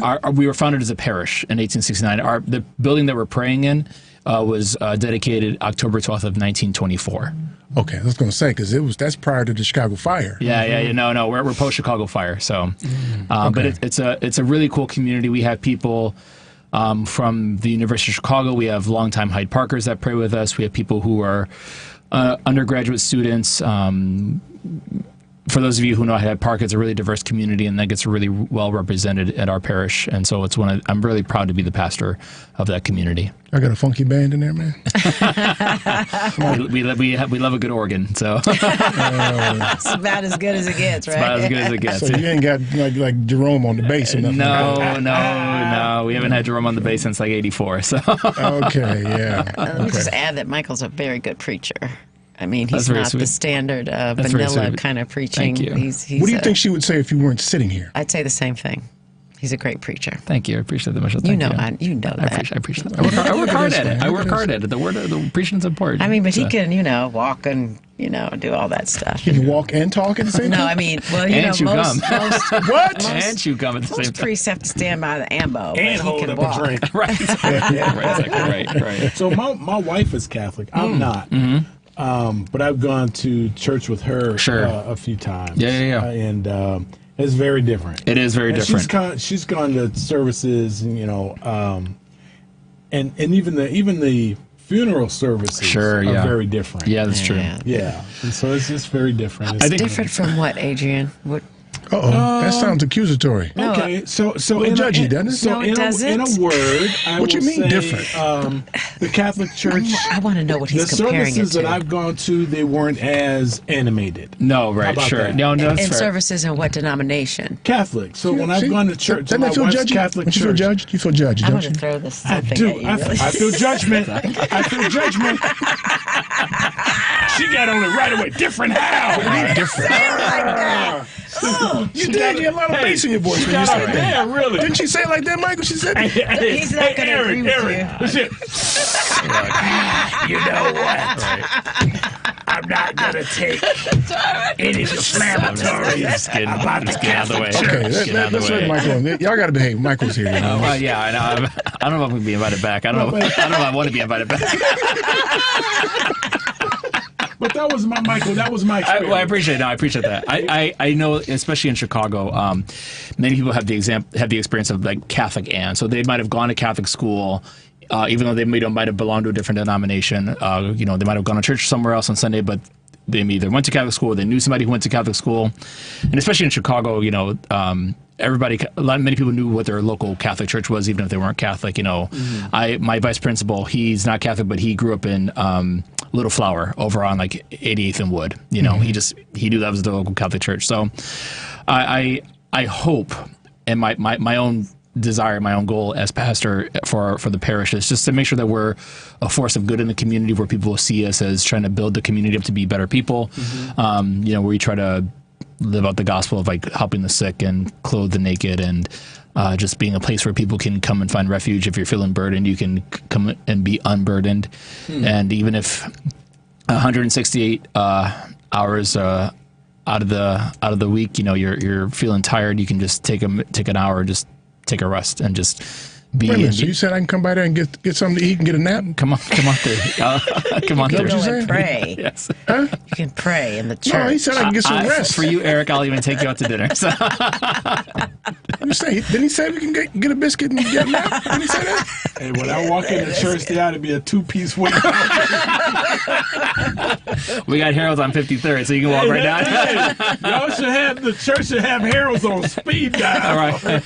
We had pancake breakfast this Sunday, so you didn't miss the good pancake breakfast. we Okay, had, listen, you heard it here. Michael said you can come by and get a nap at the church. And a 2-piece. And you might need that nap after the 2-piece. Yeah. I am so sorry, man. It's okay. I am sorry too. I am sorry it took me this long to get on the show. So. It's gonna take me home. I'm gonna get an earful. Oh, yes, you are. Child. I can hear it now. What did you get me See, we got Michael here. We dragged him like this into this thing, and you got people fighting on YouTube. Seems like a disastrous day to me. It's a fantastic day. Happy Father's Day, fathers. Somebody gonna get killed. That's what's gonna happen. Oh my Lord. Okay, yeah, mine too. Mine too. Michael Trail, thank you. Hey, you're welcome. Thanks so much for having me. Appreciate it. Thank you so much. Y'all should go by and check him out one Sunday. Go out there by the St. Thomas, the Apostle Catholic Church. Go by there and check out Michael. I hear he's a good pastor, good preacher. I appreciate that. Thank you very much. Man.